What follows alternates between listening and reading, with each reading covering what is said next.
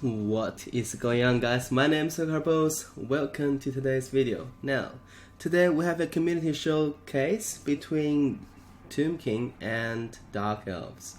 Now, the Tomb King is leading by Cetra, obviously, on his beautiful chariot.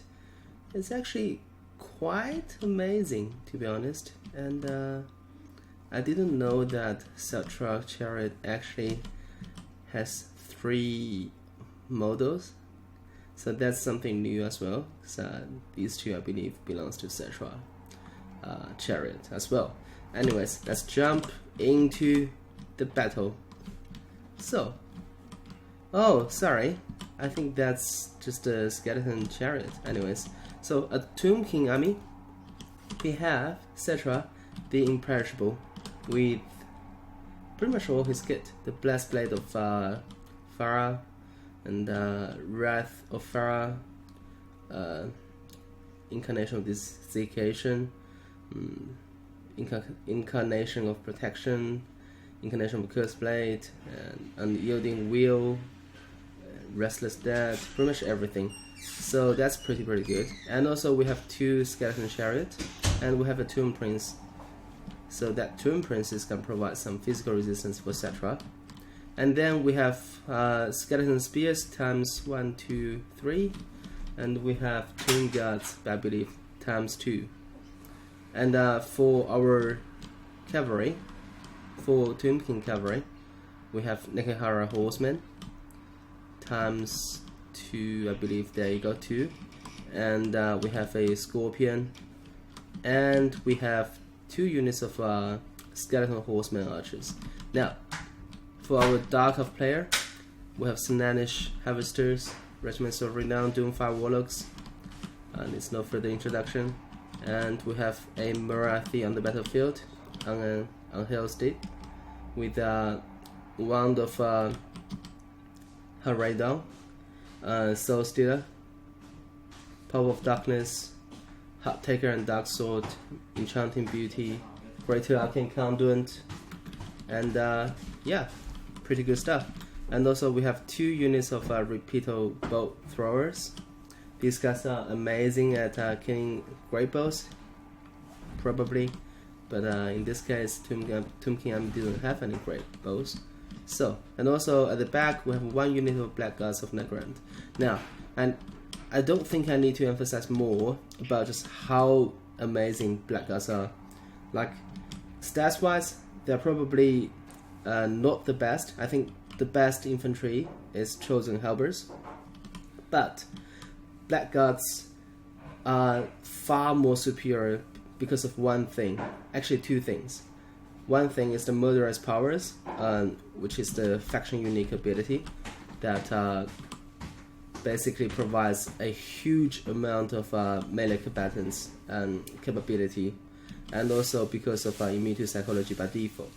Now, I have a lot of games where like Chosen Halberds just basically mass rout because of Terror Crossing unit, but in this case, Black Guards of Nagrand will never rout. They will always fight. I've seen countless games that even with just maybe 10 models left, and they were still fighting and they were still just killing stuff with these.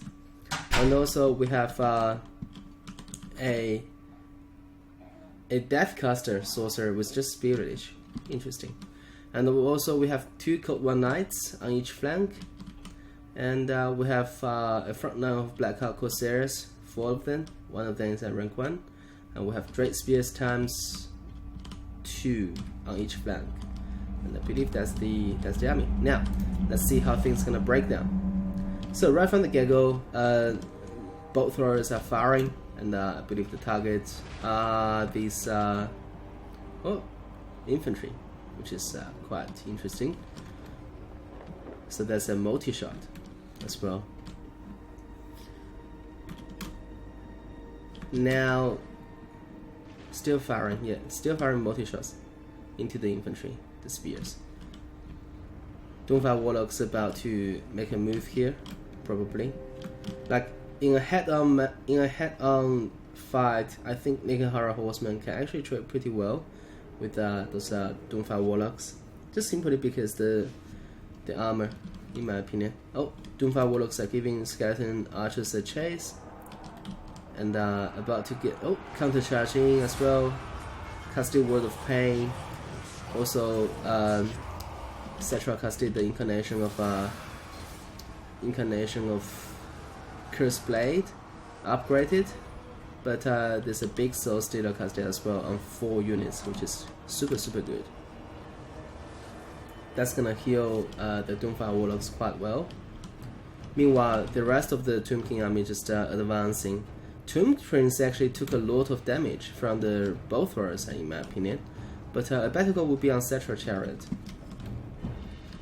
Because Tomb Prince, in my opinion, overall just don't really do much damage.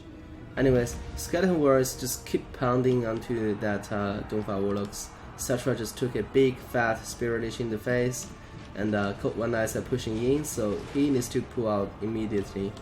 That Wrath of Pharaoh actually didn't do a lot of damage. A Battle would be charging the center and then pop that straight away, but yeah, so far so good. And the Skeleton Chariot is actually pushing through the Blackout Corsairs and about to push into the back, and I believe the target are these bolt throwers.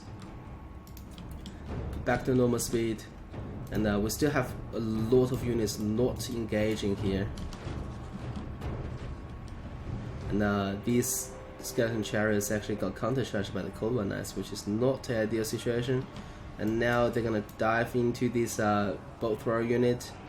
And one thing I want to comment here is that Black God of Lagran is actually positioned a little bit off, because if you position them right on top of the bolt thrower crew, then that Skeleton Chariot is not going to do any damage to repeated bolt thrower crews. But now it's not the case, because you position them right behind the crew, which means when Skeleton Chariot is pushing through, they actually did the major damage onto the thrower crew already. So that's not a very good position for Blackout Corsair, for the Black God of Lagran. Anyways, and here Morathi actually took a lot of damage from that Tomb Prince. This is what I mentioned before. Tomb Prince, this is what he does. Like he has a lot of sniper ability, even though it's not being told on paper. But from my past experience, because I had games where like Alaria got just basically blown up by the Tomb Prince like straight away. Like Alaria literally died within a few seconds, and here Morathi actually took some major damage just from the Tomb Prince alone. But she casted a big fat Soul Stealer, which is gonna heal her up nicely. I would like to comment that there are actually 2 units push into the flank, which is nice.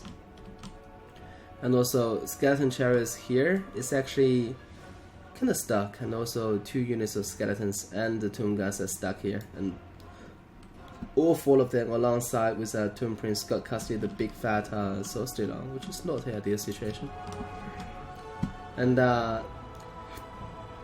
for Dark Elves, the right flank is completely safe now, so just need to position a little bit more defensively to the left side, I believe.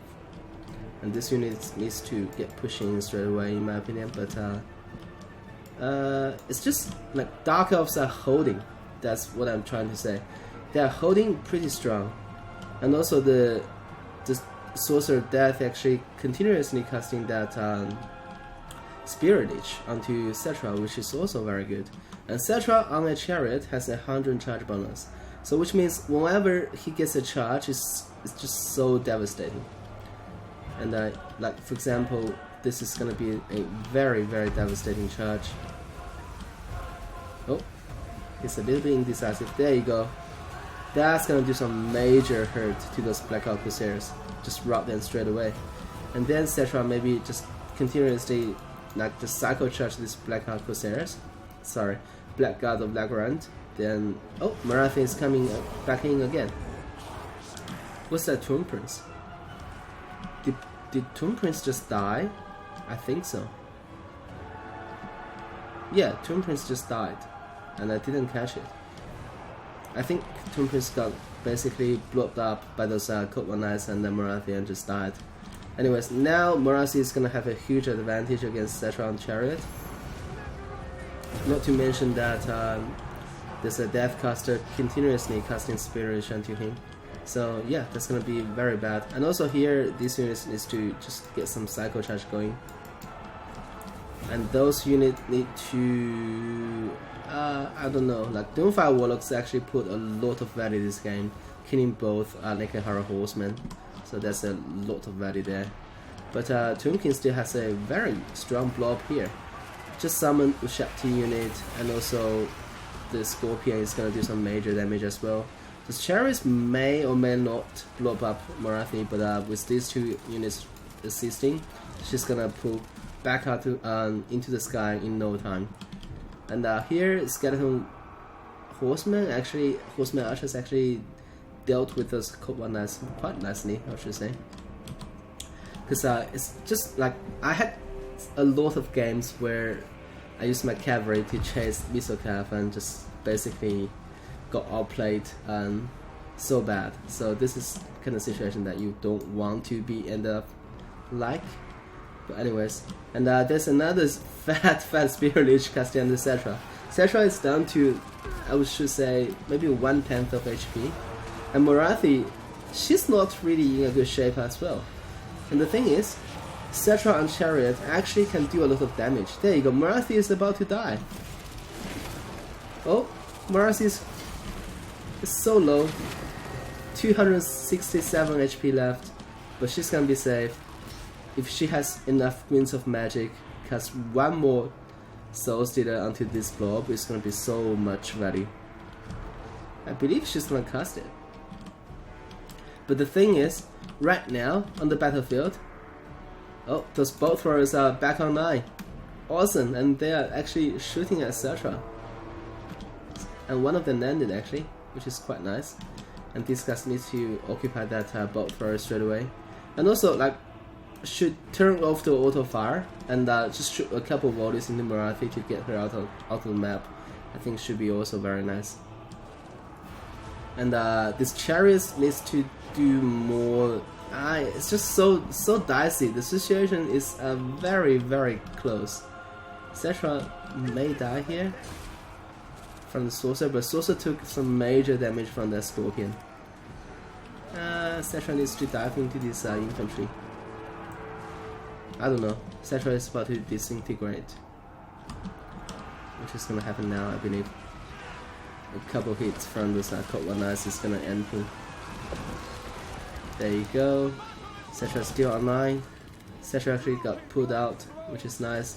With 202 HP left. Amazing stuff. Oh my gosh, Marathi come back. So right now it's the case that one Soul Stealer could win you the game. And also, even though we have a very healthy Tomb Scorpion, but we have a very healthy Blackouts of Legrand.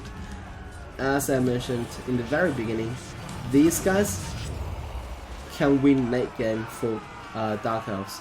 If your opponent didn't do enough damage to get rid of them, and they survived until the end game, they are the final boss, in my opinion, because they have no problem taking on anything, literally anything in the game.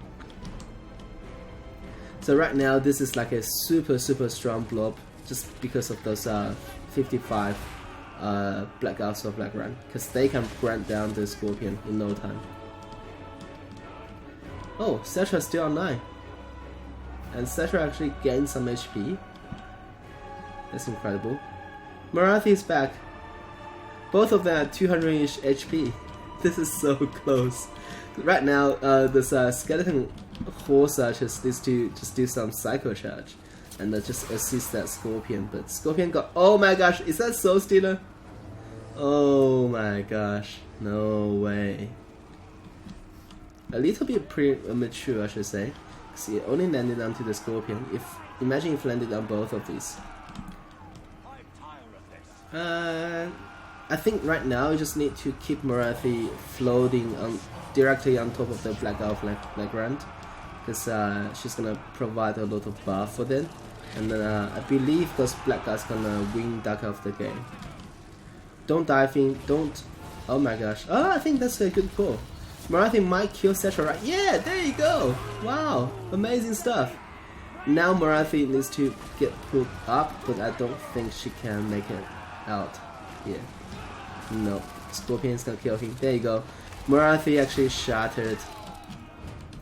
And right now on the battlefield, it's only the Scorpion and this skeleton horse actually left. Wow. So it's the Black Guards against Scorpion and 1 unit of skeleton horse archers. That's all it boils down to. Look at that. Even though Scorpion is killing Black Guards, but still, Black Guards are fighting strong. Bunch of them got tossed around. This is so dicey. The situation is very, very close. Oh, Scorpion is gone. And there you go, Scorpion is back in. But there are so few of Black Guards of Blackground left though. I don't know. Oh, that Scorpion is actually disintegrating. If the Scorpion dies here, like this is not a good situation for Scorpion to stay in. I think the Tomb King player needs to kite a little bit with the Scorpion, regain the leadership and just come back, because Scorpions and Horsemen are much faster than Black Guards of Legrand. So if you kite a little bit and gain some leadership back, stop the disintegrating, and then just abuse the cycle charge, I think you can win. But I think that's what this player is doing actually. Oh, that's one more Black Guards of Legrand died. But the Scorpion is crumbling again. And this is why Black Guards of Legrand is the final boss, because they are just so good. They are immune to psychology, so they will never rout. Even though like maybe 10 models left round. Valiant defeat. Black Guards of Legrand actually won the game. Amazing, amazing stuff. Look at the value. 1 unit. 114 kills. And also look at the value of Cetra on the chariot. Amazing. Because Cetra on chariot can do some major damage onto infantry. And also, he's not a pushover in terms of melee fight as well.